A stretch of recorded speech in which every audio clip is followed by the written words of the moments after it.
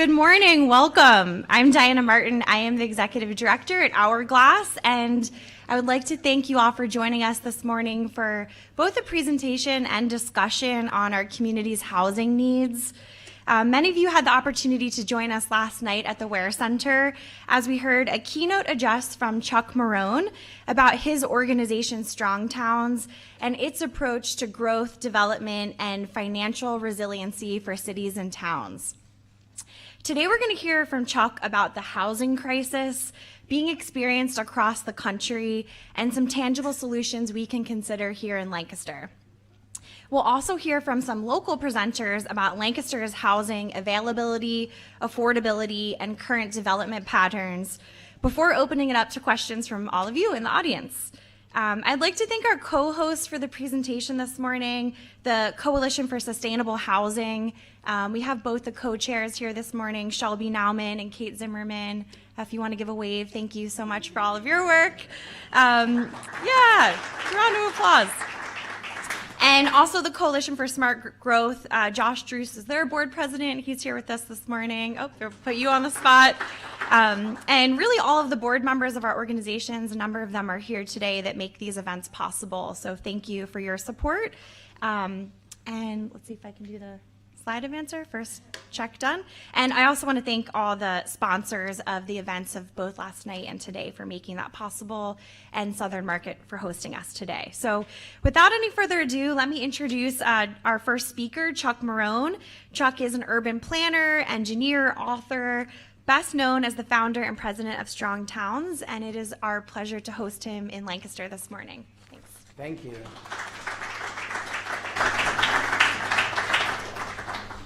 No awkward bursting out from behind the... Hello, everybody. It's nice to see you all. When I looked at the agenda for this, and when I met with Michelle in my office, who's like, here's what you're doing, I panicked a little bit because the housing topic is such a complex one. My colleague Daniel Hourglass and I are in the middle. I realize there's a poll here, and I'm going to do my best to respect everybody with the poll. My colleague Daniel and I are working on a book, and if you've ever written anything substantial, you know that it's a marathon, not a sprint, right? There's a lot that goes into it.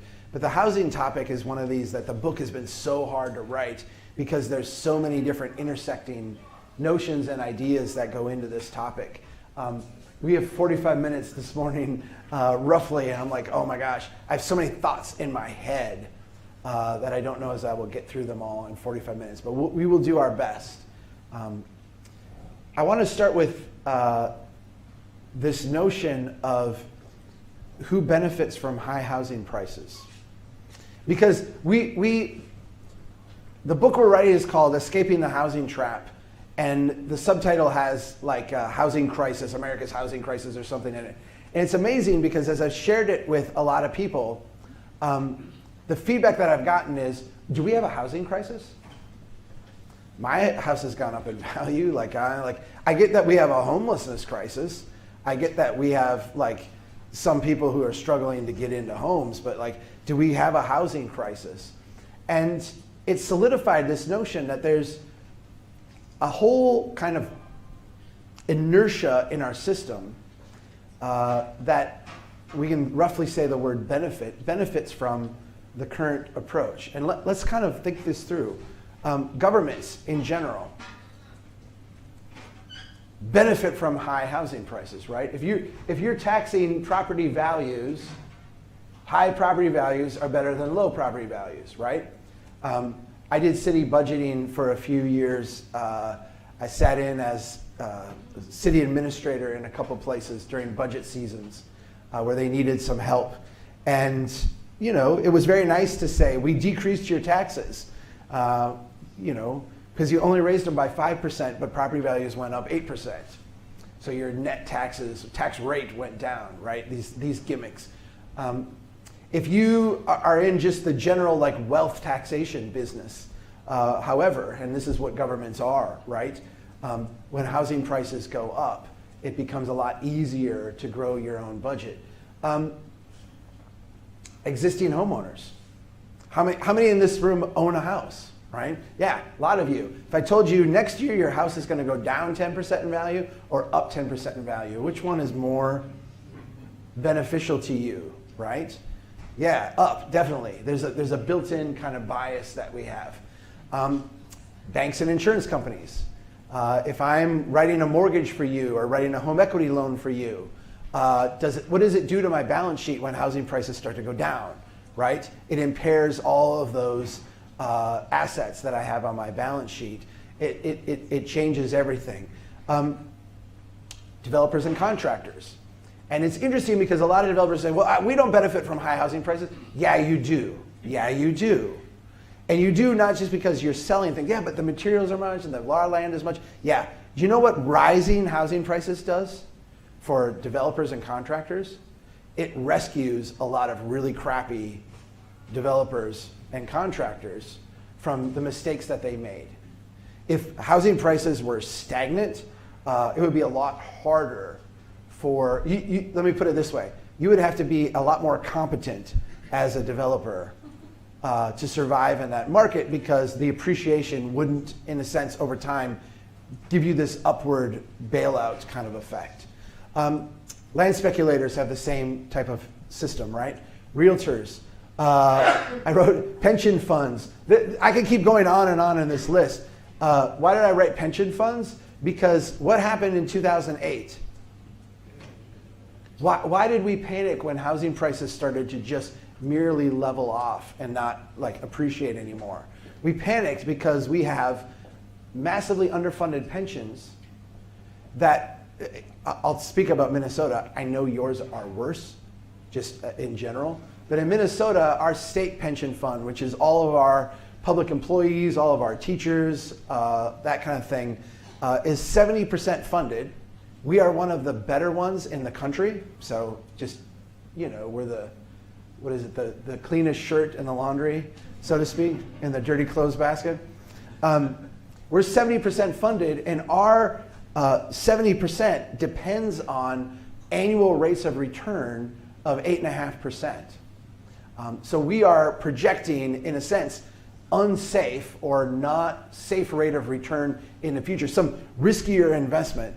The way that pension funds do that is by investing in generally housing and housing-related securities to try to boost that investment over what would be the safe rate. So we could go on and on and on about the kind of bias we have just as a society for housing prices that are increasing. It makes everything easier for everybody in the system. Who doesn't benefit from high housing prices? Well, renters and the poor. It's a pretty short list, right?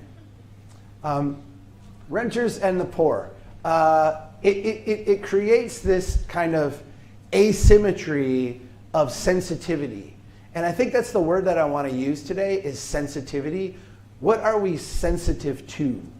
When you listen to the chair of the Federal Reserve talk, or Janet Yellen, the head of the Treasury, and they get very, very uptight when Silicon Valley Bank goes bad, and a bunch of people in Silicon Valley who are in a much different position than most people in the country start to lose money.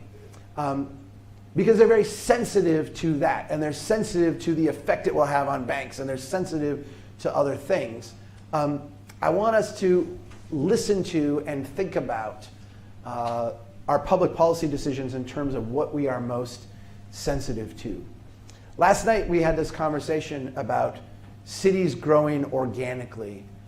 This idea that you start small, you incrementally grow through different iterations of maturity, going from small to medium to big. I actually have one of these for Manhattan.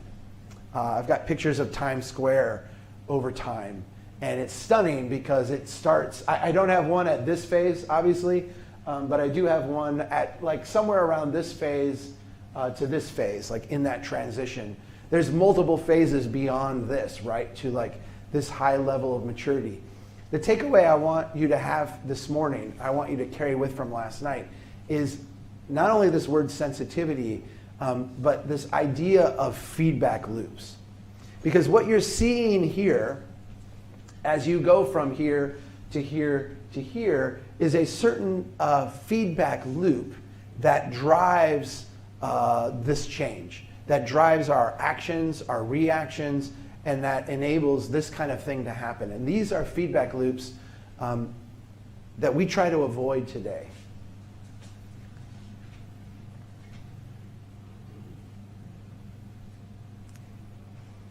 In the Great Depression, housing prices have been dropping going into the Great Depression. We had some large changes in how we built homes that really accelerated at the at the end of World War I. In World War I, we mobilized this country to be part of this global war in Europe. And one of the kind of side benefits of that, or side effects of that, was that we improved transportation across the country.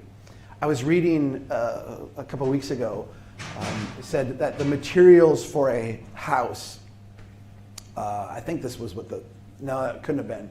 It was I have 10,000 and 20,000 in my brain. I think it was the cost of like a boxcar of wood or what have you. Anyway, $10,000 worth of wood at the mill would cost $20,000 to transport to the job site. So when you were buying, in the early 1900s, when you were buying materials for your house, you were paying for transportation. You weren't paying for housing materials. The housing materials themselves were rather cheap. It was the idea of like, how do we get these to the place where we're going to build the house that cost all the money. So in World War I, as we improved logistics to be able to move troops and all this stuff around, one of the side benefits is that we improved the way we were able to move wood around and other building materials around in a way that drove down prices. When we got to the Great Depression, you had a decade of housing prices kind of going down to a different level. And this put stress on local banks. That stress increased greatly when the Great Depression began for many, many reasons, but let's focus on the housing aspect of it. In the 1920s and early 1930s, if you were going to get a mortgage was, first of all, a product that was done by local banks. There was no national market for mortgages. You were going to walk into a local bank, which meant in this room here, we would all put our money into a local bank, and in a very like It's a Wonderful Life kind of way, that bank would then loan you money for a house. So your money would be in your house, right? Like that kind of thing. Local banks required 50% down payment. 50% down payment. Now, that was to ensure that when your money was in your house, that you didn't lose that, right? That was a very conservative kind of thing. Local mortgages, too, were always short-term. So 3-year, 5-year, maybe 7-year terms with a balloon payment at the end. They were also interest only. So you were not bringing your principal down with your monthly payment. You were merely paying the interest to stay in that house. And so a lot of people who were in homes were used to this idea that they would roll things over at the end of that 5-year term. The problem is when we went into the Great Depression and people's incomes were curtailed or limited, or the input to the family started to be curtailed. At the same time, housing prices started to go down in response. And if you start out with 50% equity, but your house price goes down, when you get to that point where you have to roll it over, you no longer have 50% equity. And what the banks were doing, because the banks were distressed like everybody else in the Great Depression, is the bank said, you have to, when you roll this over, make up the difference. In fact, we will only roll it over if you have 50% equity. If not, we're gonna seize the house. And so all of a sudden, a bunch of families where people could make the payment, like I can make this payment every month, but I don't have a lump of cash to make up this difference in equity, were losing their homes, essentially for no fault of their own. Now, imagine a bunch of banks own a bunch of homes, and they've got to put them out on the market what happens to housing prices? It goes down further. And so all of a sudden you had this spiraling down of home prices. And every time the home prices went down, more people, when they rolled over, found themselves unable to come up with the cash they needed. And so more homes on the market, more people having distress, down and down and down. At the onset of the Great Depression, the New Deal, FDR administration said, we have to stop this downward decline. And so one of the first things that they did was they created the Homeowners Loan Corporation.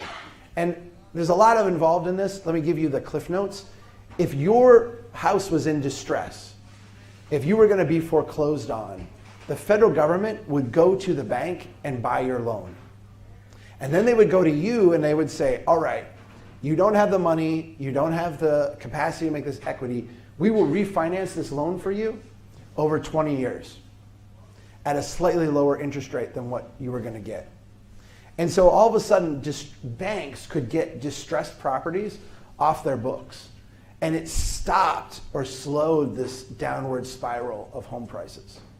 Shortly after that, the Roosevelt administration, as part of housing reform, came up with mortgage insurance. We're very used to mortgage insurance today. Those of you that work in the business are familiar with mortgage insurance. The idea is if you don't have equity, we will give you insurance on the kind of the unsecured part of that loan. The federal government stepped in and did that. And so banks, all of a sudden, instead of requiring 50% down, could go to 70% down, 80% down. I'm sorry, the other way, 30% down, 20% down, 80% loan value. The federal government also created Fannie Mae in 1938. And the idea of Fannie Mae was to create a secondary market so that banks didn't have to hold long-term notes. If you are a local bank, basically your business model, and I've heard it described as the 363 model, you borrow money at 3%, you loan it out at 6%, and you get on the golf course at 3 p.m. It's a very simple model. You know, the numbers might be a little bit different today, but the idea was the depositors, you're paying them interest on their deposits, that's the 3%. You're loaning that to people, that would be the people who have a home mortgage, you're loaning them at 6%, and you make the margin, right? That seems very simple until you recognize that the deposits are very short term. And a 5-year loan is a long-term product. So the risk you're taking as a bank is that people will come in short term and want their money back because you do not have long-term depositors, you have short-term money. This is the conundrum with all banking is you borrow short and you lend long and you wind up with this arbitrage that can go bad when there's fluctuations in the market. Banks can't take long-term risk. So what Fannie Mae did is they said, banks, go ahead and make long-term loans. Go ahead and make a 20-year mortgage. Go ahead and make a longer-term product. And if you get into distress, or if you just want to make more loans, Fannie Mae will buy that loan from you. They'll buy that loan from you if it meets these requirements, if it's a qualified loan. We've heard that term if you're in the business too. If you've got a qualified loan, we'll buy it from you. No questions asked. We'll just purchase it for you. And so all of a sudden, local banks could get these kind of riskier products out into the market and get them off their balance sheet if they ever needed to. Ultimately, we followed up with Freddie Mac in the 1970s, but that is a story I'm going to tell here in just a second. At the end of the war, and I gave you this quote last night, there was this notion that we needed to get the economy going. We needed to keep things moving. And we turned our cities into these machines of growth. The housing aspect of this is very, very interesting because all of these tools that we used to stop the downward spiral of housing prices, we recognized at the end of World War II worked really, really well in the opposite direction. In other words, if we could keep housing prices from going down by having a secondary market, by having mortgage insurance, by having foreclosure process that would keep the banks from flooding the market with houses. If we could do all these things to keep housing prices from going down, if we did them in the other direction, we could really make housing prices go up very quickly.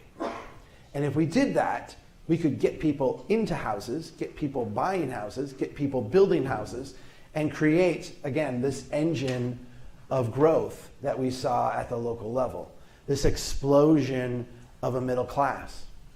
And so we simplified the products down. We said we will, and we've had this kind of growing awareness now of the redlining maps. Let me explain to you what a redlining map is. In the early days of this process of taking the tools to stop decline and turning them into tools of growth, what we did is we said the federal government's now in the mortgage business. We're taking long-term risks with essentially taxpayer money or taxpayer backing. And so what we're going to do to be very prudent investors is make sure that we're minimizing our risk by only investing in neighborhoods where the risk is low. So go out and figure out where those neighborhoods are, local field officers. And so what they would do is they would go out and they would say, oh, this is a nice neighborhood, we'll make this neighborhood green. This is a okay neighborhood, we'll make this neighborhood yellow or blue on our map.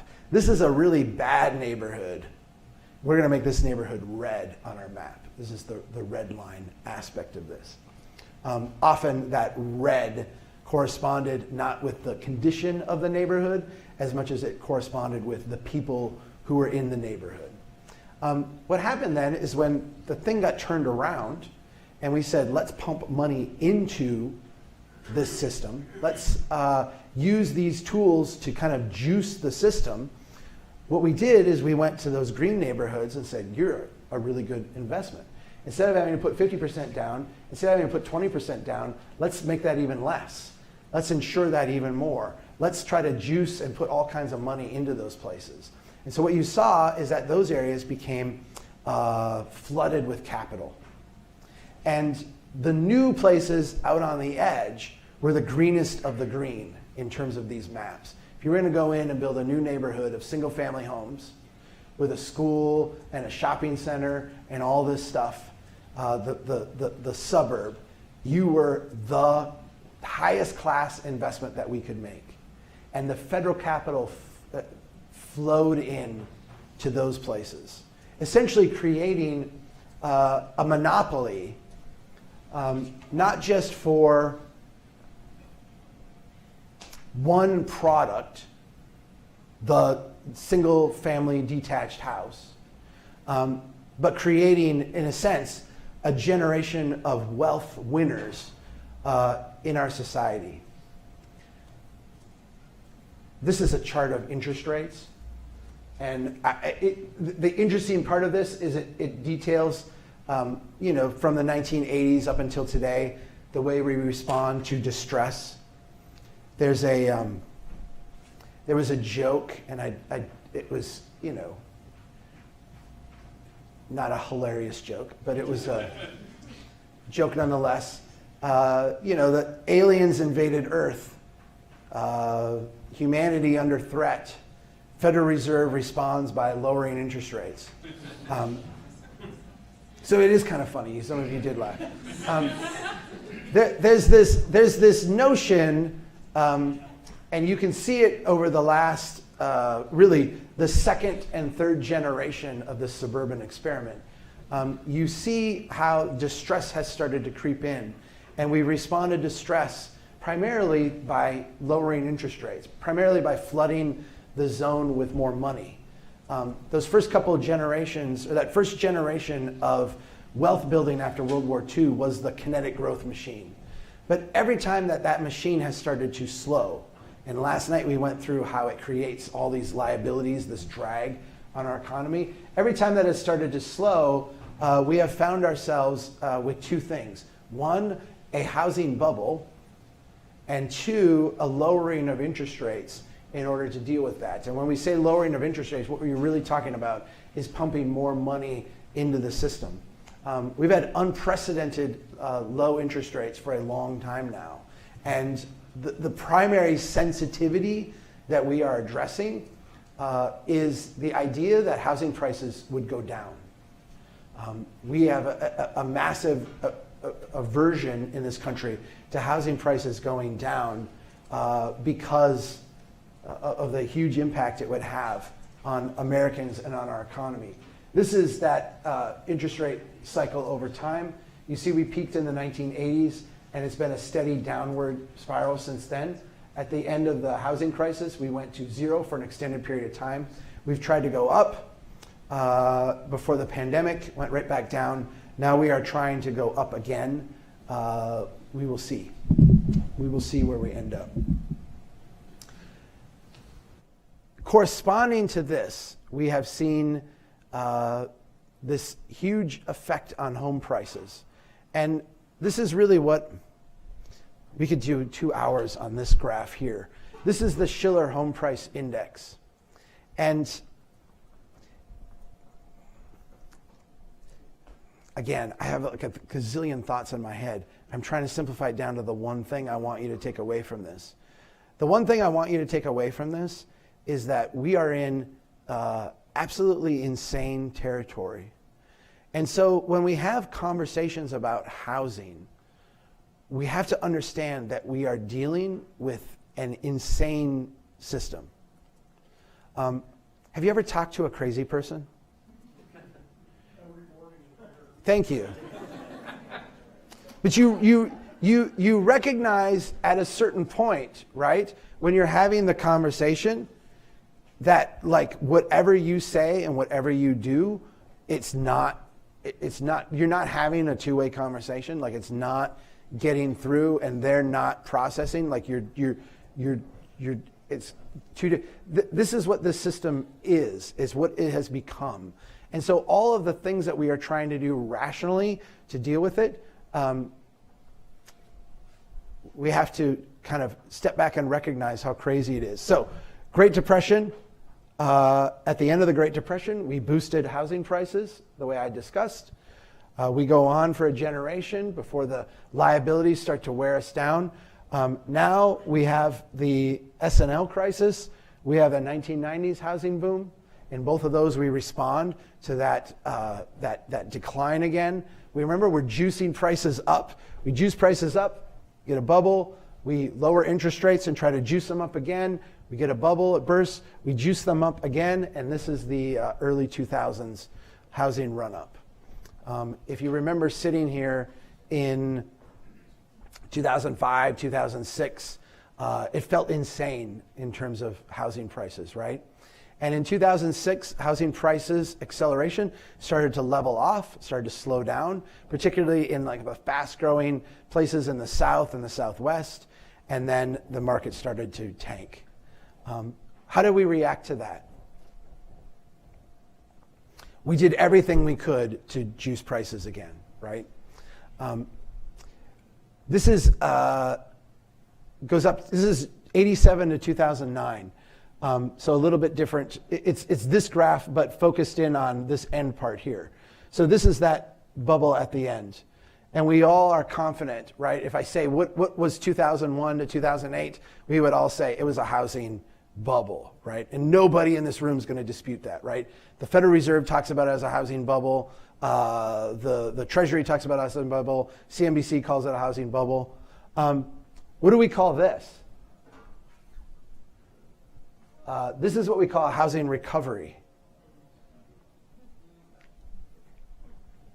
And the reality is this graph goes to 2019. In 2020, what did we see happen to housing prices? They went up even higher. This chart now sits somewhere like way up here. So we have created a system, a macro system, a system beyond us, right? Housing used to be a very bottom-up, very local product, very responsive to us in a market way, good and bad. If we were wealthy, our housing prices went up. If we were poor, we had poor, cheaper housing. It's very localized. Housing is no longer localized. Housing responds to a national set of market conditions.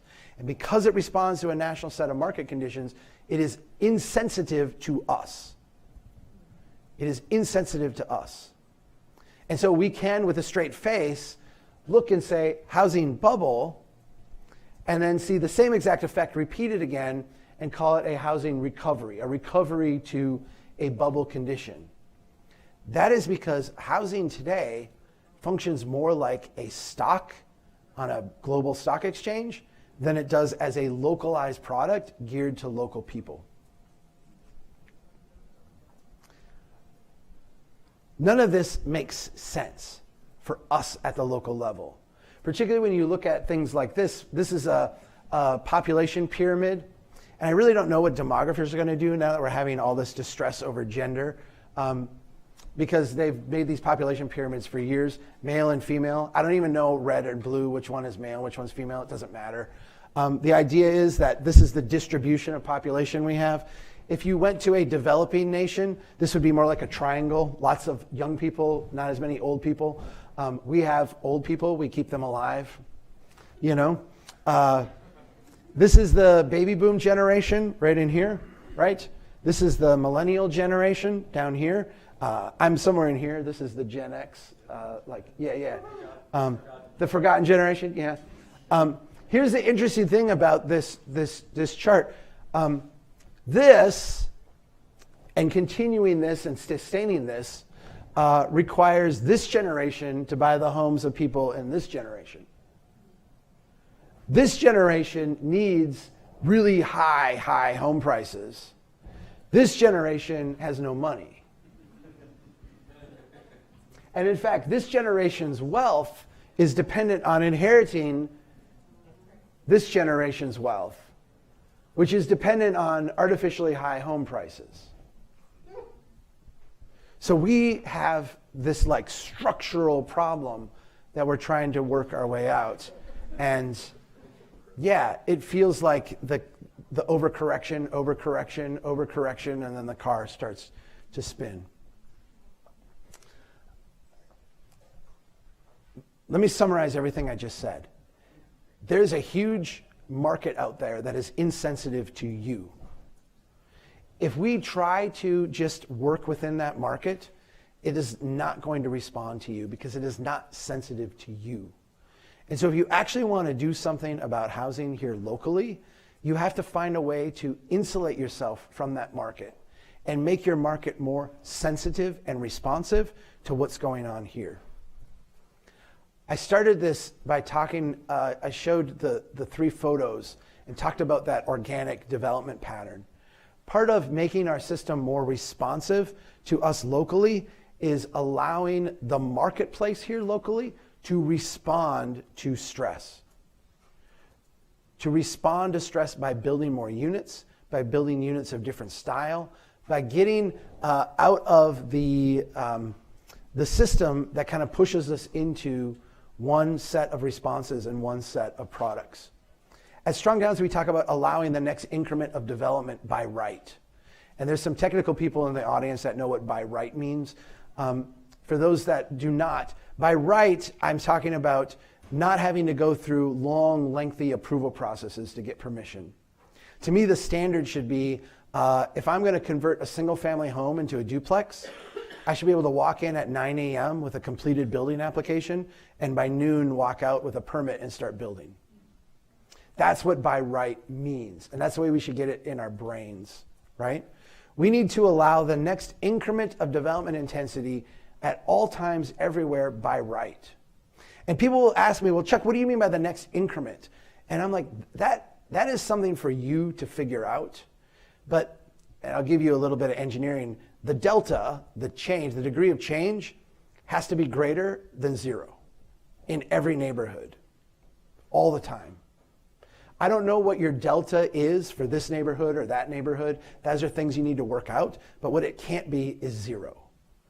If we're going to have that organic growth pattern, if we're going to have responsive feedback cycles, the delta for every neighborhood has to be greater than 0. I put this together last night because it's a thought experiment that I was doing with some people, and their reaction was very interesting. So I want to do this with you. Because often that delta greater than 0 freaks us out. We're like, oh my gosh, I don't want change in my neighborhood. So let me ask you this.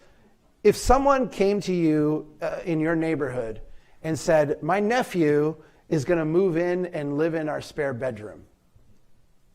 Would we be fine with that? Yes, thumbs up.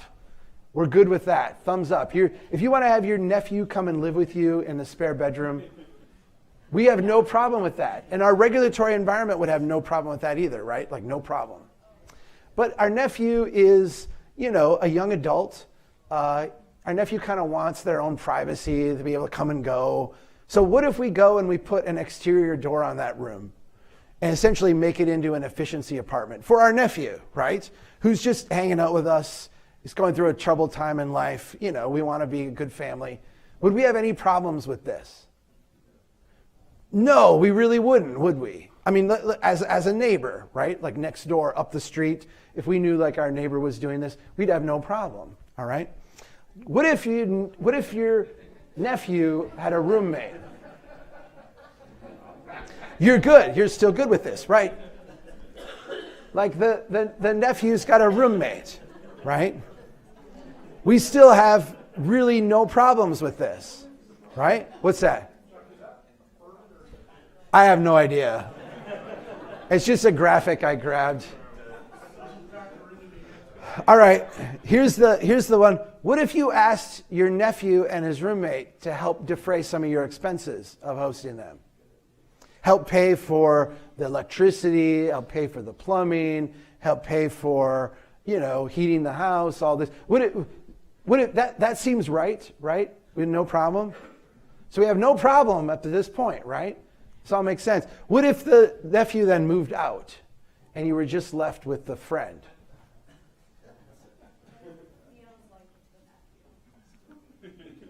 Right? Do you see where I'm going? We really don't have a problem with this.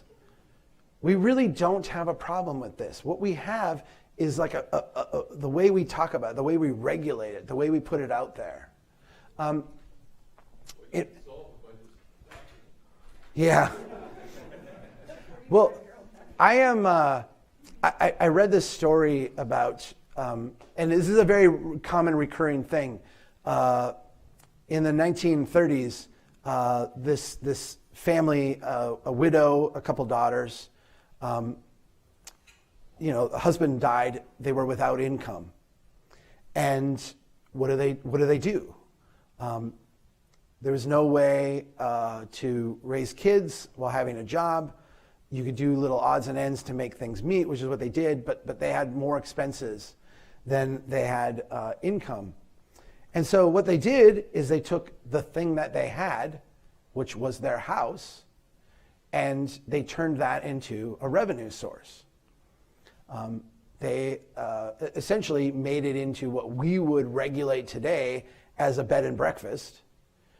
They would just put a little sign out front, say 5 cents, a room for the night and a meal on your way. And someone would show up in the evening and say, I need a place to stay. They would, go and stay there, give them 5 cents. They would put a little meal in a thing and send them on their way in the morning. This was very, very common 100 years ago. This was ridiculously common.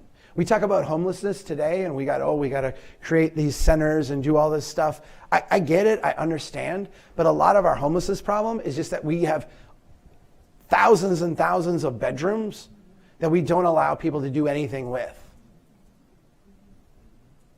And people would be glad to meet some of this demand if we let them do it. If we didn't call them things like accessory apartments and efficiency apartments, and now they have a duplex, right? When we think of the next increment of development intensity, this can come in like all kinds of shapes and sizes. What I've just described to you going through this exercise is just, something that would be added on and part of any neighborhood, in a sense indistinguishable from the rest of the neighborhood.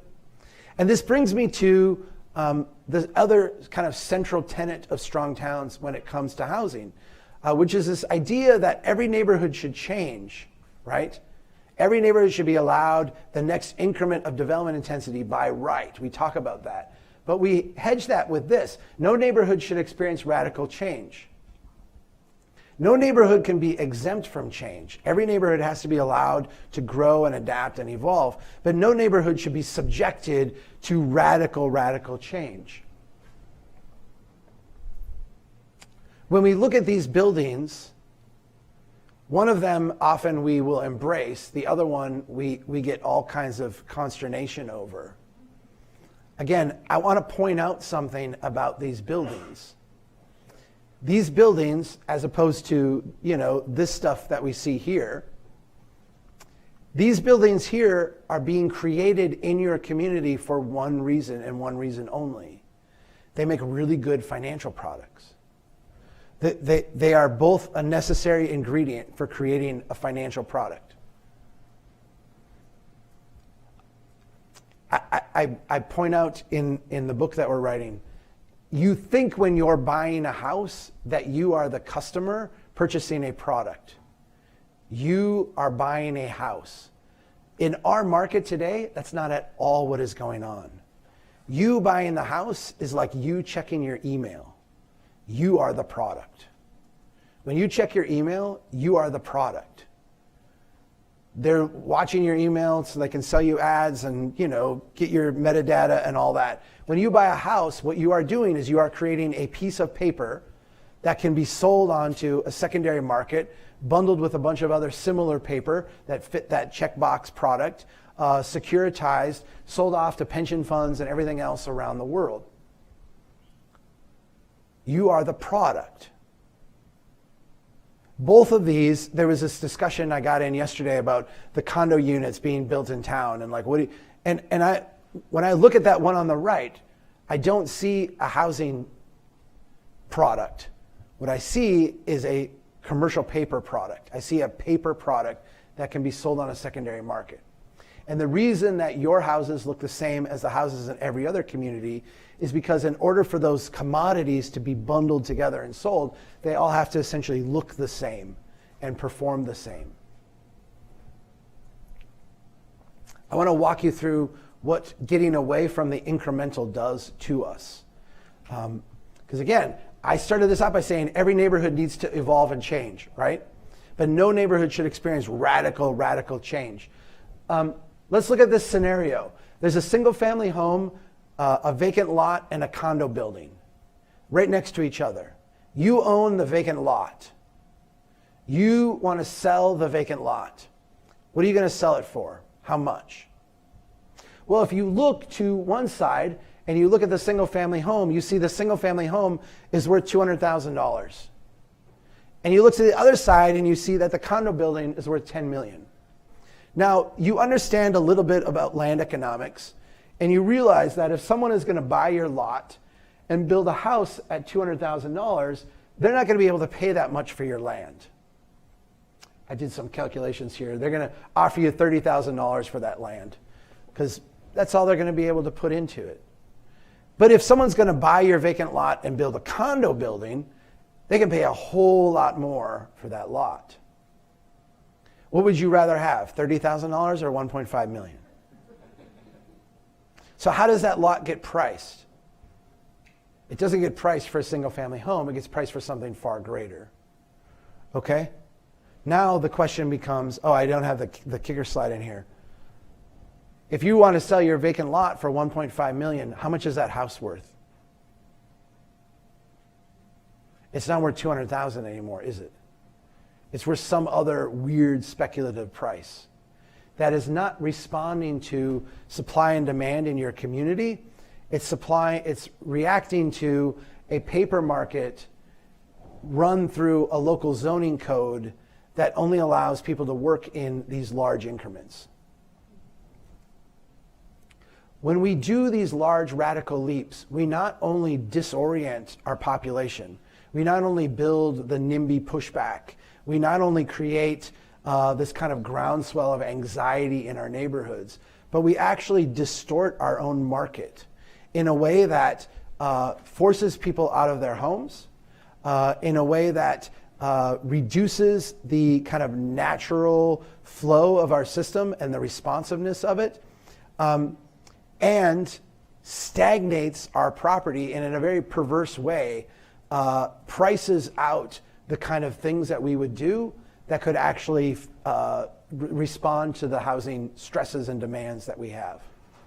We have created a system where we're only allowed to work in large, predictable increments, as opposed to the small interventions that we could do at scale tomorrow to address a lot of our stresses. So we need to lower the bar of entry. We talked about this last night, the starter house. I want to talk a little bit about the starter house here in a second, but I'm going to just reinforce the idea that this commercial stuff is not economic development. It's community development. It's neighborhood development. If we're going to have people living in starter houses and have them be successful, if we're going to have people living in accessory apartments and efficiency apartments and people making better use of their property, you're going to have people show up and say, well, that's not going to work if you got to have 5 cars parked out on the street. And you know what? They're right. The response to that is not to require them to build parking lots or parking garages. It's to get rid of the car. And the way you get rid of the car is by having more options for people to get things without having to get in a car. Here's the amazing thing about your city. You're designed to do that anyway. Your city matured and became this amazing, amazing place in an era where people walked everywhere they went. It's not hard to do here. If we're out in California having this conversation, you're talking about a complete DNA restructuring of the community. Here you're just talking about leaning into what you do best. This is not hard to do.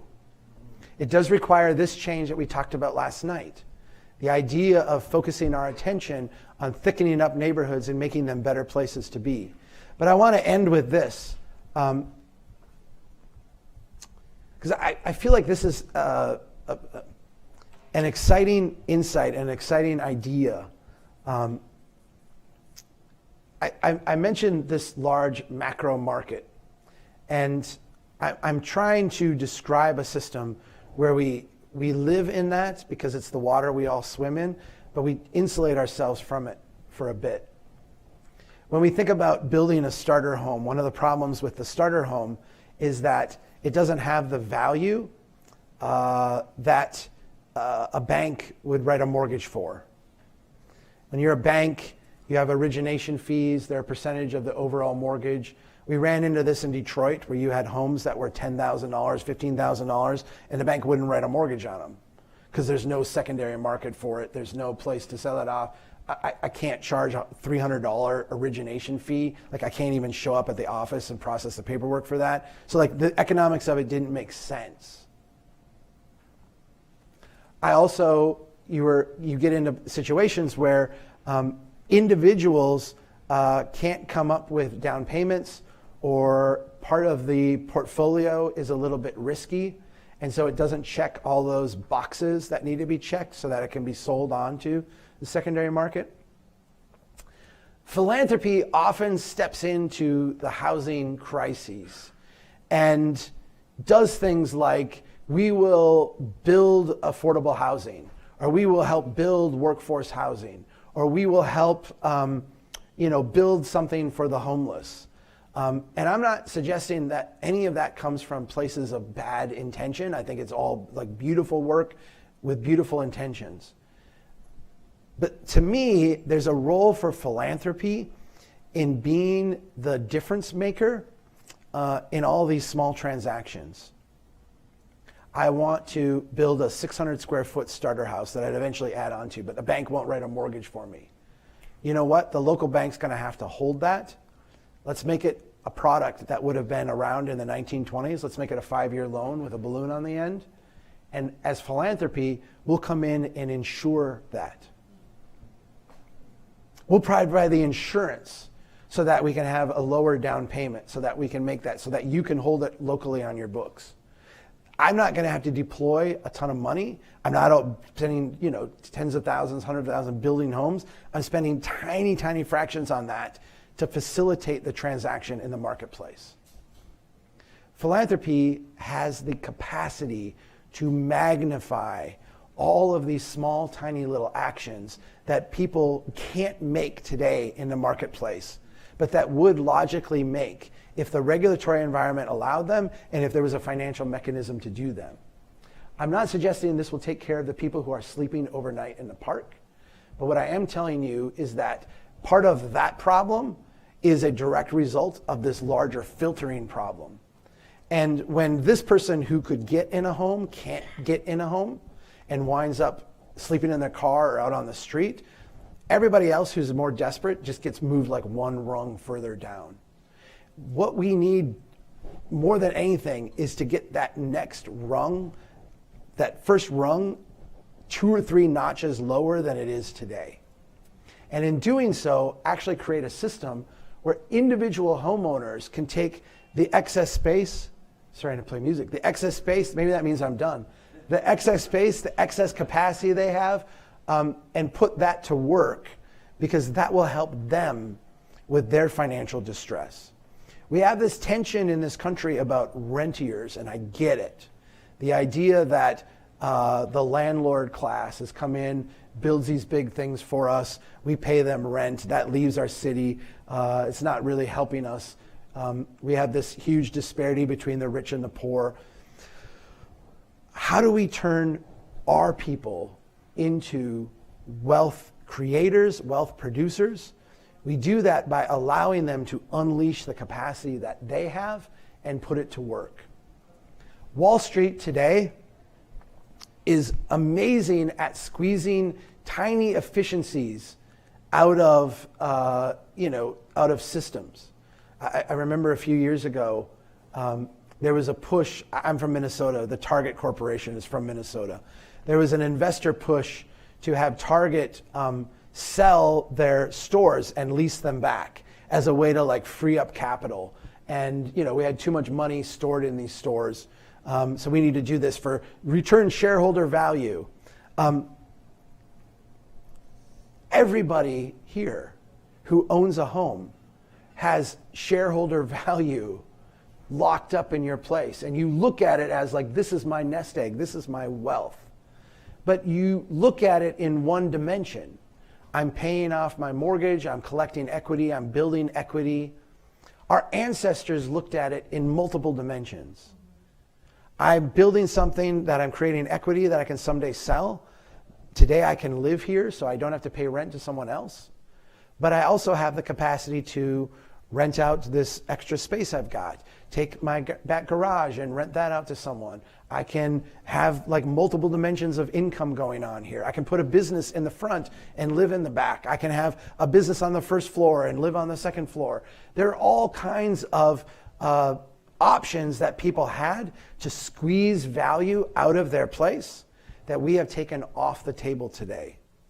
Philanthropy can intervene in our system with money to actually allow these transactions to flow locally in a way that they have not flowed locally since the Great Depression, really.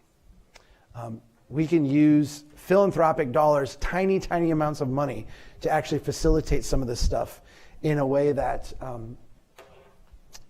needs to happen if we want to see that feedback loop. I feel like I've been rambling, so let's stop. Did I go over time? I didn't noose you. 10 minutes. I'm sorry, I went 10 minutes over time. You're doing good. Just too many thoughts. I'll come. The book was supposed to be done in mid-March. We're still a work in progress. Once I finish a book, then we put it into a presentation, and then it gets tightened up. So what you're getting here is like all the loose threads. I'll come back in a year, and we'll do like the tight.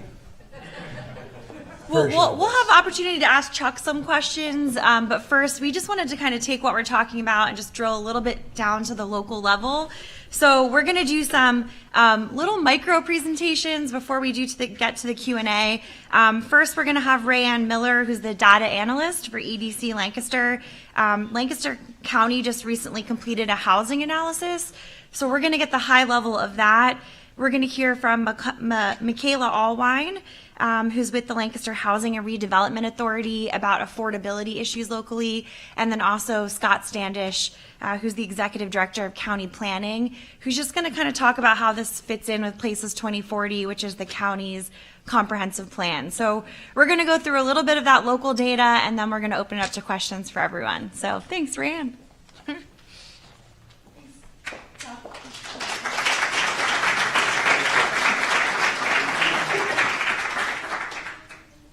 Wonderful. As Dana introduced, my name is Rayanne Miller, and I'm the data analyst at the Economic Development Company of Lancaster County. And last year, we did a Lancaster County housing analysis, and I'll be sharing a few of our key findings today. I'll be highlighting a couple of the interesting data points that led to our key findings as well. So the two main things that I'm going to focus on are how we do not have enough housing units to meet the needs of our current population, and how our housing is not keeping up with the changing household demographics in the county. One of the significant data points is the vacancy rate in Lancaster County, which is 4.6%. A vacancy rate is the percentage of housing units in Lancaster County that don't have anyone living in them at the moment. So when you think of the overall system, you have people moving in and people moving out of houses, and you need to have those vacant units available for people to move into in order to create more units for people to be able to buy. Now, there's no exact ideal vacancy rate, but as you can see when you look at the chart, Lancaster County is very far to the left. We are easily in the bottom 5% of communities in the United States. In order to get our vacancy rate closer to the average in the United States, we would need 7,000 to 12,500 more housing units today. And when you compare ourselves to other counties that have similar populations, you can see in order to get into that middle of that section, we need that 7,000 to 12,500 more housing units. Now, anyone who works in housing knows that that scale of housing would take a long time to build, let alone the space and the cost that that would take to build. Another really important thing to mention when talking about Lancaster County housing is the age of our housing. In Lancaster County, we have older housing stock, which means that while we were building new housing over time, the existing housing will be aging. The older housing needs to be continued to be maintained, or it will end up aging out of the market. So again, with this key point, we need 7,000 to 12,500 more housing units today in our county. Our second key finding is that our housing stock does not meet the changes in our current population. One of those misalignments is that the number of people living alone in Lancaster County is 49,000 people, and the number of efficiencies to one-bedroom housing units in our county is 22,000. Now, some people who live alone may choose to live in a larger housing unit. At the same time, some people living together may choose to live in an efficiency or one-bedroom housing unit for cost purposes. Regardless of those choices, half of the people living alone in Lancaster County are forced to pay for a larger housing unit to live in. On the other hand, households with children living in them tend to have more people living in that household and require more space. The number of households with children living in them in Lancaster County decreased by 9% over the last 10 years. In that same time period, the number of 4+ bedroom single-family homes rose by 10%. So we have more large housing units that are being built despite the demographic shift in our community to fewer households with children.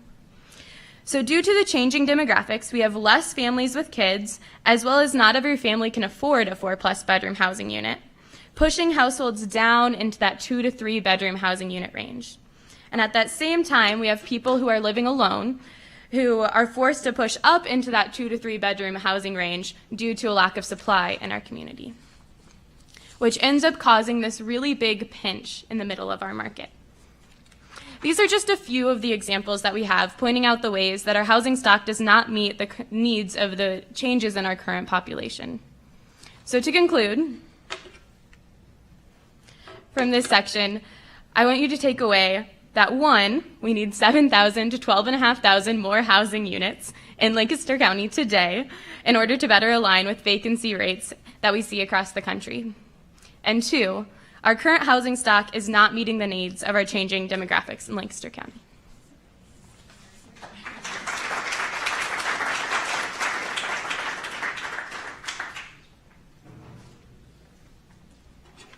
Hello. I'm Michaela Allwine. I'm the Director of Housing and Community Development at the Lancaster County Redevelopment Authority.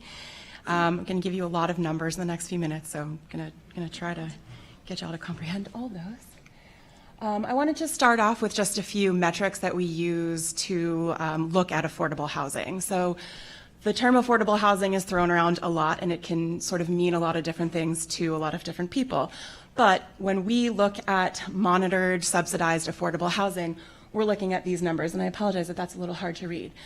Typically, we're looking at tenants and homeowners that are making 80% or less of the area median income. That's often a benchmark used to qualify homeowners to move into some kind of subsidized housing, that or lower, but that's usually the top. So I wanted to give you a little bit of information about what that looks like in Lancaster. So in Lancaster, a family of 4 earning up to $72,160 can still qualify to live in what we call subsidized affordable housing. That's a pretty high number if we think about it. An individual can make up to around $50,500 and still be at that 80% or less of area median income.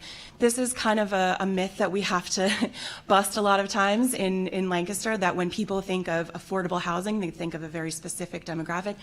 These are incomes that a lot of we ourselves make, a lot of our neighbors, our friends and families making. So we're really talking about very large swaths of population when we're talking about affordable housing. In Lancaster County in 2022, the area median income was $90,000.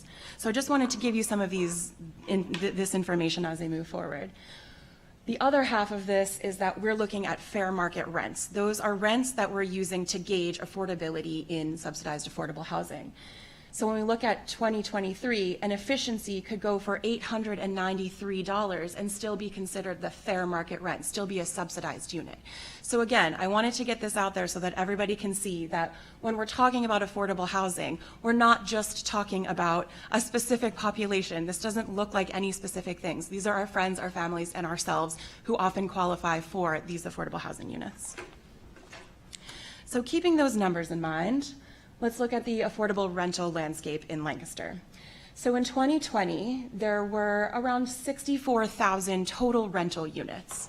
Now, of those rental units, only around 4,400 were available for families with 50% of the area, affordable for families making 50% of the area median income or lower. So you can see that's a very small portion of the total rental market in Lancaster County. We calculated that in order to accommodate for families 50% of area median income or lower, in order for them to be not rent burdened, which would be paying 30% of their income or more, we would need to be creating about 1,150 units per year. Now, at the time of 2022, there were only, let me find my data, there were only 190 units permitted at that time, all of rental. So that's not even just affordable units. All rental units in Lancaster County, only 190 were permitted at that time.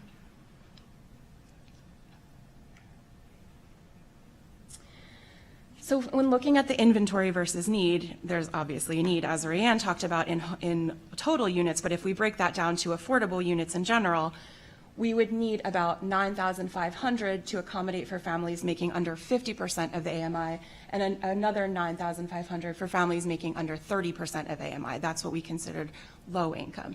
So again, this is not that all of those families are homeless currently, but all of those families are currently paying more than 30% of their income towards their housing costs. So they are considered rent burdened.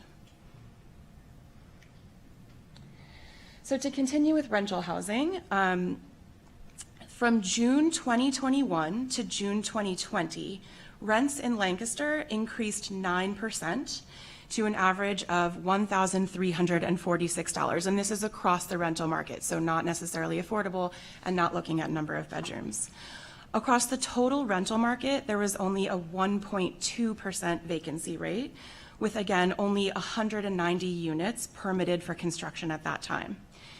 At this time, there were 64,405 total renter households in the county, and within that population of renters, 40,665 of those households were making less than 80% of AMI, so we would consider them moderate or low income. That looks about 50,550 for individuals, as we said earlier, and 72,150 for a family of 4. So of that population, 26,390 of those families were paying over 30% of their income on rent. So that means about 41% of all renters are paying more than 30% of their income. And in the low and moderate income population, that's 65% of all low and moderate income families in Lancaster pay over 30% of their income for rent, so are considered rent burden. So just to talk a little bit about homeownership before I wrap up, Rayanne talked about the fact that we have a very low vacancy rate.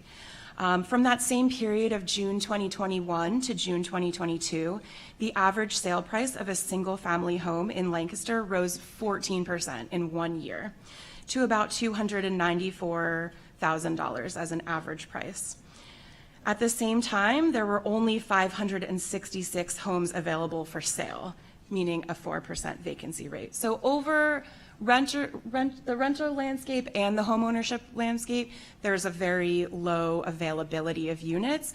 But if we break that down and just look at renters, especially affordable rental units, we obviously see that low and moderate income families are disproportionately affected by the lack of units and the lack of affordable units, because they are typically paying, about 50% of those families are paying over 30% of their income for housing costs. I think that might be it. That's it. Thank you.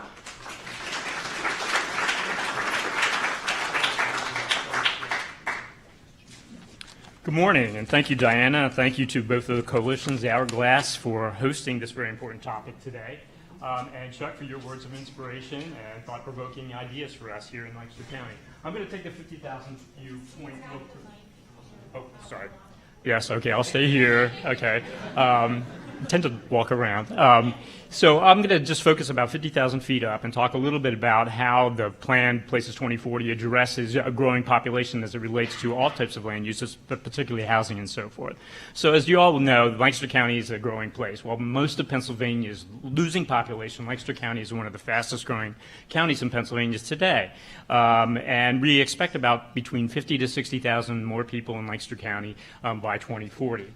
With that, how do we address that growth in a way that ensures that we protect those things that are important to us here in Lancaster County, our quality of life, sense of place, and all of that? To do that, the plan was adopted in 2018 by the Board of County Commissioners after 3 years of public engagement and input. This was 8,000 people participated, more than 8 times of any other plan in the history of our planning process. And what we came up with were 5 big ideas and 26 policies and 7 catalytic tools. And one of the most important tools, and we talked about that last night, Chuck, was simplify zoning. We're too complex. We're creating barriers to creating the kinds of things we want to see here in the county rather than the types of things that we don't want to see.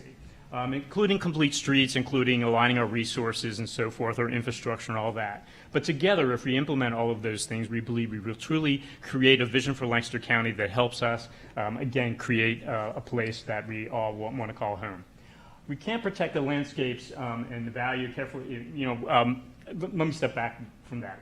One of the things that we have to look at when we look at growth management is the 3 characteristics of growth management, and that is the location, where we want growth to go, the pattern of growth, what does it look like, and the timing of growth, when does it happen. So in Lancaster County, this is our future land use and transportation map, which is basically illustrates the policies that are contained in Places 2040. And that focuses a lot on our growth management strategy of creating urban growth boundaries. Urban growth boundaries are established around the city and our 14 boroughs and the lands around there, adjacent, where there's a full range of public services, facilities, and so forth that will provide for that growing population. So how have we been doing over the course of the last number of years? When we look at location of growth, where is it going? We're pretty successful. 85% of all the units that were built in Lancaster County from our latest data from 2020 shows that we were within those urban growth boundaries. And that's pretty successful. 15% is still happening outside of those boundaries, and we would expect that in our rural landscape and our villages and things like that. So we get an A+ for that. When we talk about the pattern of growth, though, where is that growth happening? Building on where the growth is happening, what does it look like? Well, the problem here is that our densities are not nearly what we expect them to be. Our goal in the plan has been 7.5 units per acre throughout the entire county. Where we're at right now is about 4.6. To use our land effectively and efficiently, because we heard loud and clear when we were going through the Places 2040 process, is that no one wants to really see those boundaries extended extensively. We're going to tweak, and we'll talk about that in a minute. But the problem here is, again, we're not using our land efficiently and effectively as we can. So if you look around the county, those densities will vary. It's 7.5 average across all urban growth boundaries, but it varies based on the urban growth area. For example, the city is 9 units per acre, and some of the smaller areas are 5.5. The county is also, and when we talk about timing, trying to understand, do we have the infrastructure in place to accommodate the growth that we expect? And is it in the right places? Does it have the capacity? Are there barriers to that growth, or to those infrastructure systems and so forth? And we're in the process right now of working with all of our authorities, and we're working with EDC on that project to determine whether or not we do have the capacities and try to figure out where there might be some barriers to eliminate to provide for that growth in the future. Part of the process right now that we're going through is recalibrating those boundaries that were established 30 years ago in Lancaster County. So it's been 30 years since we looked at these. Again, the plan, the vision is not to expand those boundaries extensively. However, we do know things have changed in those 30 years, and it's time to take a re-look at those. Let me just see real quickly here. Part of that process will be to determine whether or not there's land adjacent to those boundaries that we might want to bring in, because it might be suitable for industrial development, other types of development, and so forth. There might be areas within those boundaries we want to take out because we know that they won't have the infrastructure capacity for whatever reason.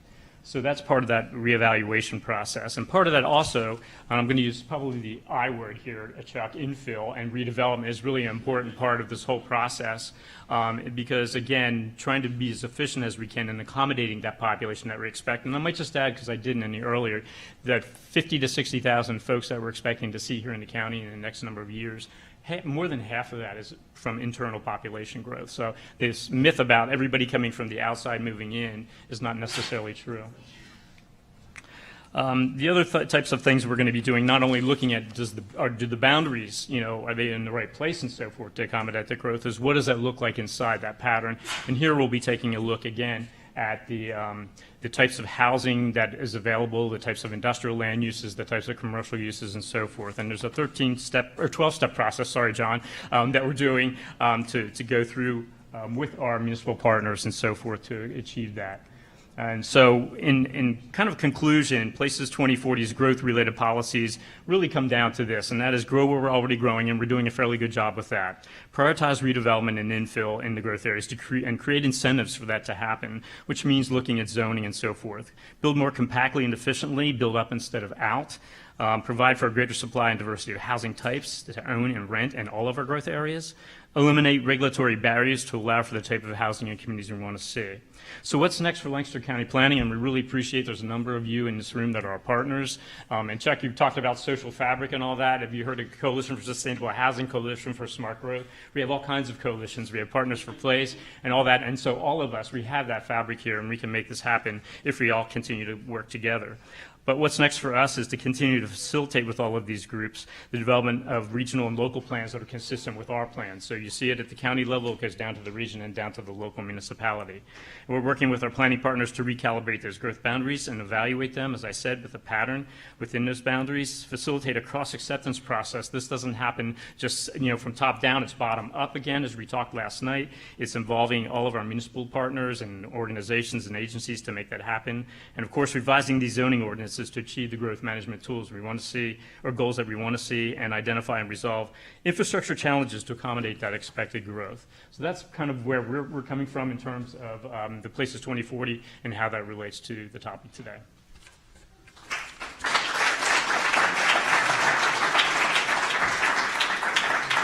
Okay, we're going to ask all the speakers to come back up and join us at the table so that we can take a few audience questions.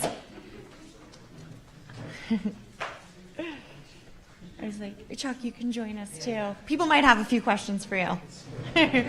Awesome. Okay, great. Yeah, raise your hand if you have a question. I saw Josh wants to help kick us off. Chuck, thank you. Thank you to all the panelists. I'm Joshua Drews, Coalition for Smart Growth. Chuck, you had touched on redlining. And here in Lancaster, the post-World War II expansion was explicitly designed with racial disparities in place. Redlining was outlawed in 1969. You can still stand in those neighborhoods today and tell that at one point they were redlined. We have neighborhoods that were created with deed restrictions in place to keep out people of color. The maps you showed last night of Urban 3 of Joe Minicozzi's work, showing the disparities between the income and expenses. My intuition is, at least here, if you were to draw similar maps based on racial disparities, they would look remarkably similar. So with respect to everybody's time, how do we solve America's legacy of racism? Go ahead. Let me give you one thing, because I've written a bit about that specific topic, and I think the one thing that we limit ourselves to, that we shouldn't, is we have this set of tools in our toolbox.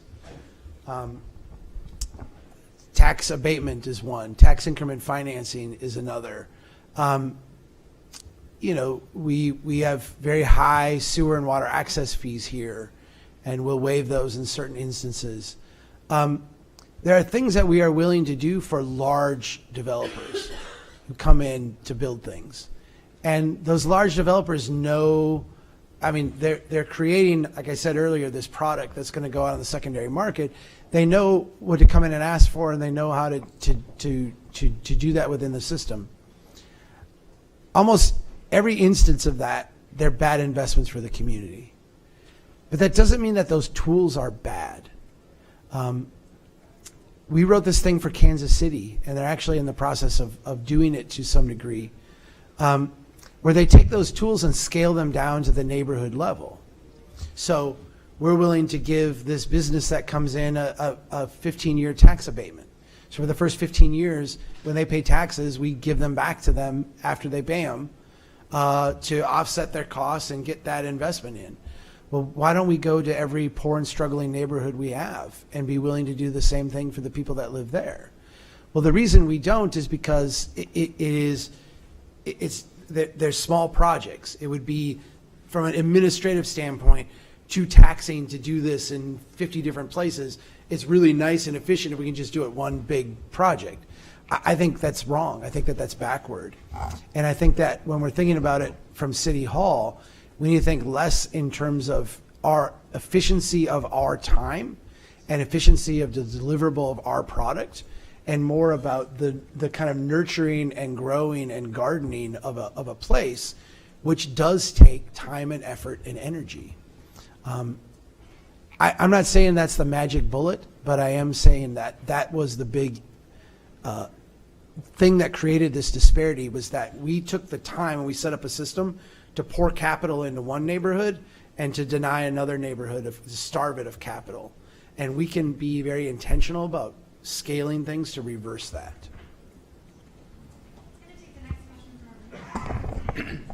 Thank you. I suppose this is a question maybe for Chuck, but also for Scott. So Chuck, you sort of emphasized that communities following the Strong Towns approach must have flexibility with regard to zoning.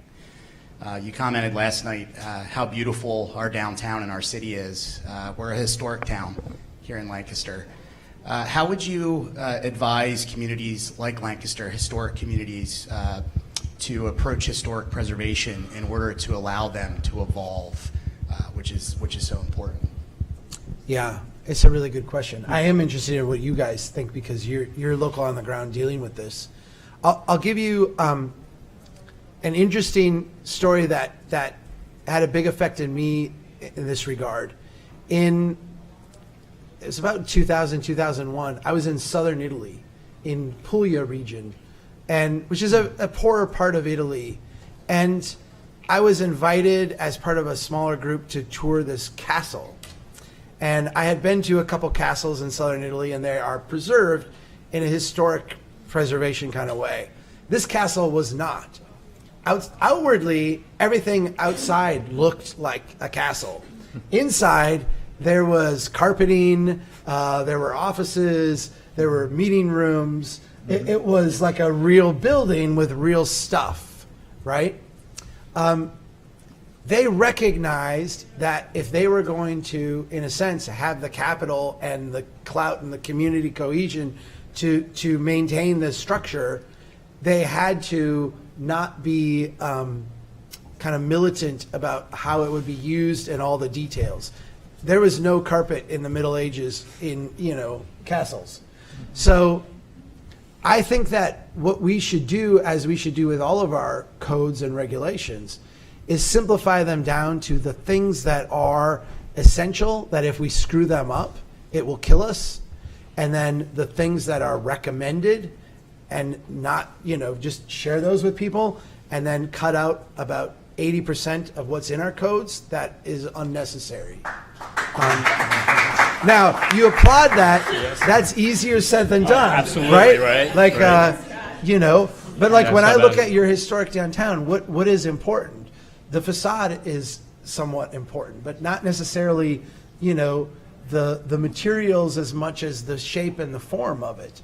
There are certain things that will make a building more historic looking, and we can boil those down to a couple page of essentials. So I don't know what you think about that. Absolutely agree. I think, when we look at, the form and the shape and so forth, Lancaster County, the sense of place is built on what we have, right? In our historic culture and so forth, and the architecture. But we've probably become too restrictive in a lot of things that doesn't allow for the type of growth we want to see. If we wanted to preserve everything like it was back in the 1700s, we'd all be one story still, right? So we have to think about how can we be flexible in terms of keeping the architectural context and so forth. The one other thing I'd add, because I know you talk about this a little bit, and that is when we talk about density and compact development, we're not just talking about that by itself. We're talking about how does that fit into the context of the places in which we're developing in the communities. So we have to look at not only the increasing the efficiency, if you will, of the land that we have left, but also how does that fit in? And it fits in, by using, by form, by, shape and all that type of thing. And also when it gets to the simplified zoning pieces, reducing, parking requirements, looking at setbacks, looking at all of those types of things that really can enhance our character here in Lancaster County rather than detract from it. There's nothing historic about a parking garage or a parking lot, right? Like, some of them are 50 years old. Yeah, no, I know, but hey, it's true. But if your ancestors from this community came here today, they would find this bizarre. Like this is not. You've preserved very little of the things that they would find essential. So I think there's a way to be. I used the term militant before. There's a way to be very zealous about this, and then there's also a way to, I think, be more proactive to our own benefit. First of all, awesome information, you guys. Really appreciate that. It's pretty incredible how far you dug into the housing situation in our county. Really appreciate that. I have two questions. I'm not sure if I should ask them both because they're pretty in-depth, but they're primarily for you, Chuck. The first one would be, I figured Diana would do that. Great job, by the way, Diana, on the whole thing. Yes. Anyways, I'll use one to be good. Your example, Chuck, of the single-family home, the empty lot, and the condo. Mm-hmm. Last night when I left, I felt the big message that I took from that was our use of infrastructure, proper use of infrastructure. To me, that's making great use of infrastructure. Yeah. I see your side of the paper, the mortgage portion of it, but to me, that's a great use of infrastructure. Mm-hmm. So I'm just curious to how you balance that. Where's the tension? Yeah, this is what you get into. I'll give you the more extreme, because I've run into this lately, where city wanted to put storage sheds on a lot. And I looked at that and I'm like, why? It employs nobody. It has low tax rate. It's not using the utilities that are there. And the answer was, well, it's tax based. Like we don't have any today here, and this would be better than that. I am asking you to work in 2 dimensions or multiple dimensions, because obviously the condo unit in and of itself provides housing. It utilizes the infrastructure. It provides a great amount of the tax base. It does all of these things in a way that is really positive, and in a strong towns thing, meets a lot of the objectives. What I'm suggesting is it also sucks the life out of the dynamism of everywhere else. And what we need more than anything else is the marketplace here to become locally sensitive and dynamic. In complexity theory, well, that sounded really geeky. If you study complexity, what you find is there's this phase transition where something goes from complex to complicated. So it loses the feedback loops and the adaptability, and it starts to become just a dumb machine that repeats over and over. And that phase transition happens when there is an abundance of resources. We think of like the way we solve our problem is more resources, but it's actually the more resources that make our stuff act stupidly.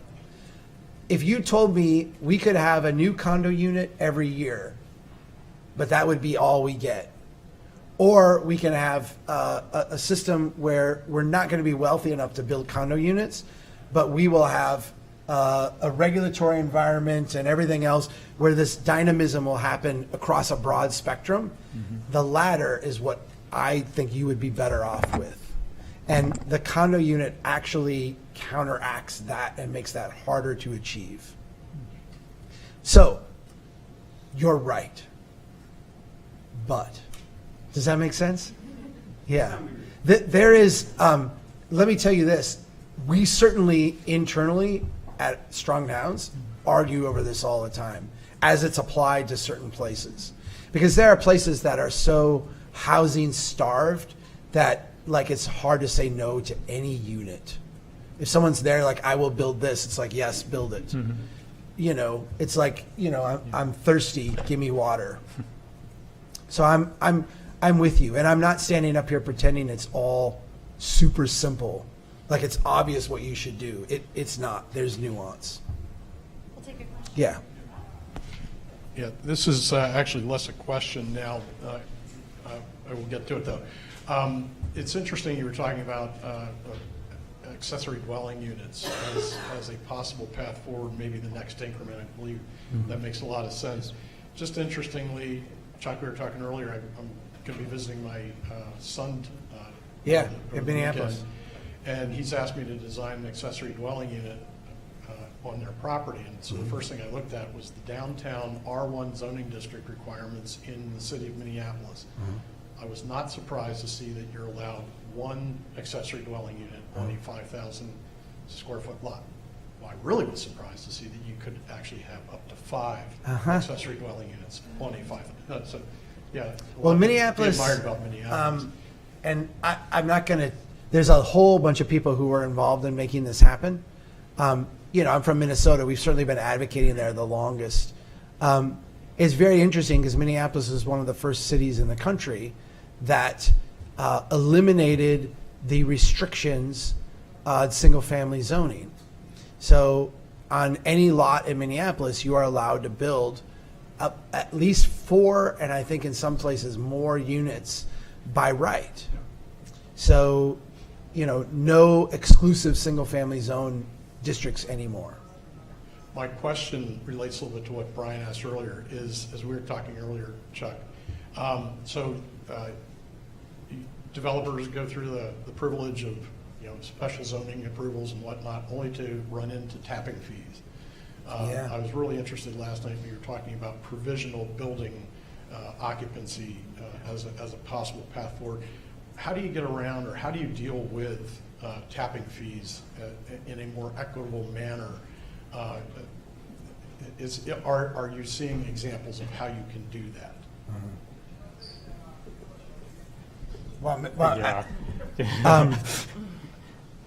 Well, let's recognize what goes into, in theory, what like a sewer access charge or a tapping fee should be.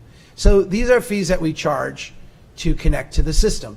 Because if we're going to build a water tower, or we're going to build a sewer treatment plant, and we're going to have lift pumps and all this stuff as part of that system, those things are costs that everybody fronts. And then when a new user comes in, they pay their share of that, right? Okay, that map I showed you last night in Lafayette, Louisiana, where those poor neighborhoods were profitable and those neighborhoods out on the edge were costing so much money.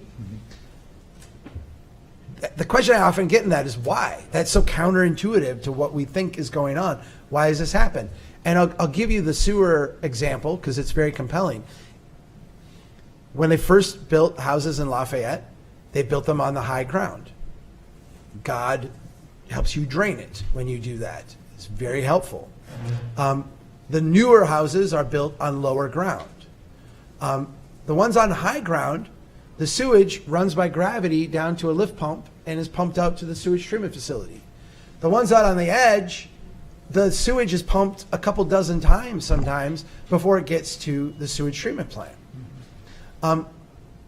The costs to do that are so much higher when you're out on the edge because your sewage is being pumped over and over and over again, where here it's just flowing by gravity.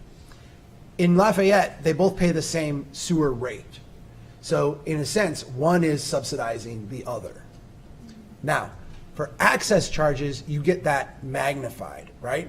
Because what we do is we have one big fund and we put all the lift pumps into one big fund and we say, when you connect up, we need money to pay for that. Well, the reality is, I think we should tier it by geography. So we should have one access charge for the core, one access charge for the first tier out, one access charge for the second tier out, and they should be based on what the actual costs of serving that tier would be. And what you would find is that the access charge in the core would be tiny, and the access charge on the edge would be many, many multiples of what it is now. What is going on is that your core, again, is subsidizing your edge with the hookup charges. And that's having a very distorting effect on your development pattern and actually making you more insolvent as you grow. Does that make sense? Absolutely, yes. Okay. I would say I think we could go on with questions for a while, but I want to be mindful of everyone's time because we're coming towards the end. But Chuck will be hanging out afterwards. Some of his books are for sale. You're welcome to chat with him and get a book signed. But before we wrap, I did want to invite our co-hosts, both Shelby Nauman and Josh Druce, just want to say a few words about how, if you're interested in this topic, how you might be able to get involved. So go for it. And I will be brief, but I'm Shelby Nauman. I'm CEO at Tenfold, and I chair the Coalition for Sustainable Housing with the fabulous Kate Zimmerman, who's also here today. And just a little bit about Tenfold. To go back to Chuck's slide, when he talked about who's not benefiting, over 80% of the people that we serve are living in poverty and also renters. So on any given day, we could have 10 people, we could have 15 people calling or stopping in and saying, how can you help me find housing that's affordable? And also, to borrow from Chuck from last night, I was taking notes. No, good, please. Yeah. You know, those folks living in poverty are also the most entrepreneurial, and they're making it work.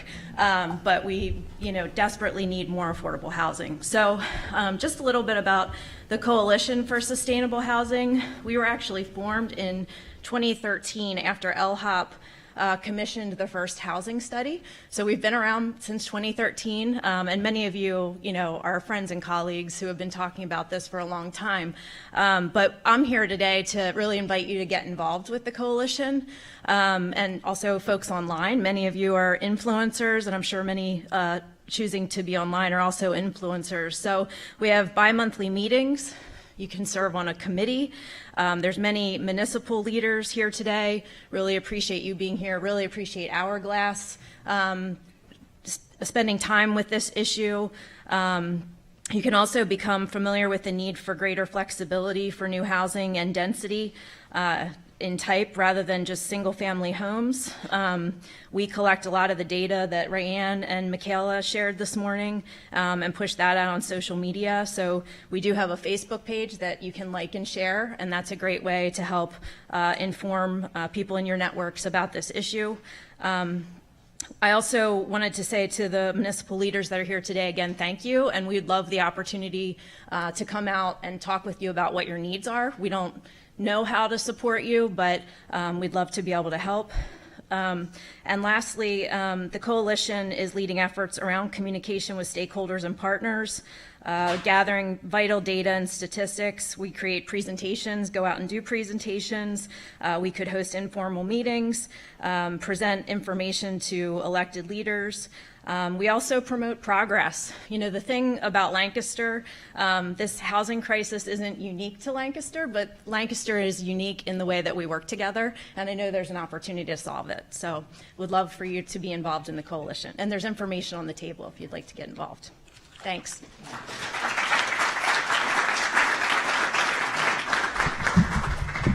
Hey guys, I'm Josh. I'm the president for the Coalition of Smart Growth. Smart Growth started out as an environmental movement. We have 10 principles of what makes growth smart, of which housing is only one of those. So I'd like to take the opportunity to remind everybody that the crisis that Michaela and Rayanne had presented to us is one factor, and it's one that's felt most acutely by our poorest and most vulnerable, but it also is a symptom of a larger problem. I walk into any restaurant and the largest problem that they're facing right now is lack of employees. The lack of employees are because those potential employees have been priced out. And it not only hurts the individuals that are priced out, and it certainly does, it also hurts those of us that enjoy going to restaurants and living in vibrant, enjoyable communities, healthy communities. So there's many differences between Smart Growth and the Strong Towns movement. I would love to have a conversation about what is and is not smart growth, but you can't have smart growth without growth. And so in these times of crisis, I guess you make allies where you can. So we'd love any support we can in that. Our next big project that we're having right now is to celebrate International Parking Day in September. It is the third Friday. The idea is to inspire conversations about how we use parking in the city. We are partnering with a number of partners to put pop-up parks in parking spaces and inspire conversations about the trade-offs between how we use land. So thank you everybody for coming. Thanks for the time. Yeah.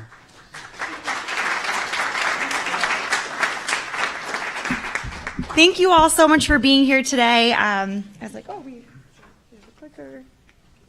Perfect. Thank you so much for being here. I just wanted to let you know that a video recording of this talk will be available on the Hourglass website and YouTube channel probably sometime next week. We'll see when I get it edited and up there. But please share it with people from the community who would benefit from this conversation. And Hourglass, we do forums like this year round. So if today was your first time interacting with us, please check us out at hourglasslancaster.org, and you can consider becoming an Hourglass member and join us year round as part of these conversations. So thank you so much for being here. Enjoy the rest of your day, and feel free to hang out and get one of Chuck's books after the event, and you're welcome to get that signed and chat more. Thanks.